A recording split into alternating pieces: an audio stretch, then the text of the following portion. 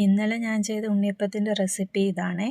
2 cup പച്ചരി, 2 കപ്പെന്ന് പറയുമ്പോൾ 200 ml കപ്പാണ് ഇവിടെ ഞാൻ ഉപയോഗിക്കുന്നത്. അതിൽ 2 കപ്പ് പച്ചരി ഓവർനൈറ്റ് കുതിരാനായിട്ട് വെച്ചിട്ടുണ്ടായിരുന്നു. എന്നിട്ട് രാവിലെ ഒരു 11 മണിയൊക്കെ ആയപ്പോഴത്തേക്കും എടുത്ത് മിക്സിയുടെ ജാറിലിട്ട് നന്നായിട്ട് അരച്ച് ശർക്കര ഉരുക്കി അരച്ചൊഴിച്ച്, കാരണം ശർക്കരയിൽ എന്തെങ്കിലും അഴുക്കും പൊടിയൊക്കെ ഉണ്ടായിരുന്നു.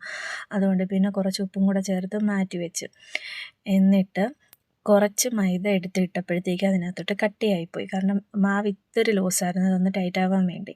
പിന്നെ ഞാൻ ആ മാവ് എന്ത് ചെയ്തു, മിക്സിയുടെ ജാറിലിട്ടൊന്ന് ക്രഷ് ചെയ്തെടുത്ത്. എന്നിട്ട് കുറച്ച് പുട്ടുപൊടി, ഇവിടെ ഞാൻ റവ വാങ്ങിക്കത്തില്ല, പുട്ടുപൊടിയാണ് ഉള്ളത്. അതുകൊണ്ട് അത് ജസ്റ്റ് ആ ഒരു മൊരുമൊരുപ്പ് കിട്ടാൻ വേണ്ടി പുട്ടുപൊടി ചേർത്ത്, എന്നിട്ട് നെയ്യിൽ കുറച്ച് തേങ്ങ വറുത്തത്, തേങ്ങാക്കൊത്ത്, ഇതിൻ്റെ കൂട്ടത്തിൽ നമുക്ക് എള്ളിടാം. പക്ഷേ എള്ളിന് പകരം ഞാൻ മേടിച്ചത് കസ്കസായിപ്പോയി, അതുകൊണ്ട് പിന്നെ എള്ളിട്ടില്ല.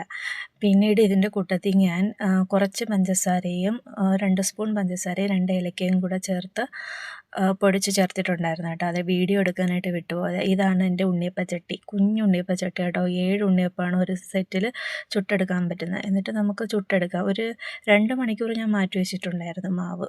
അപ്പോഴത്തേക്കും കുറേ ഉണ്ണിയപ്പം കിട്ടി, 10-38ഓളം ഉണ്ണിയപ്പം കിട്ടി കേട്ടോ.